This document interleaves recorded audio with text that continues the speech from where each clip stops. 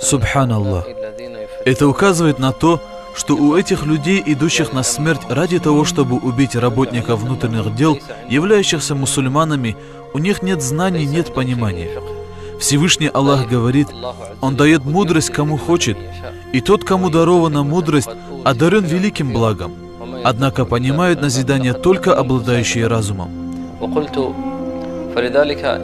Поэтому я хочу сказать в назидание тем, кто взрывает себя и убивает мусульман. Мы скажем такому: ты самоубийца. Ты убиваешь себя и подобен тому, кто покончил с собой, бросившись в море или в огонь.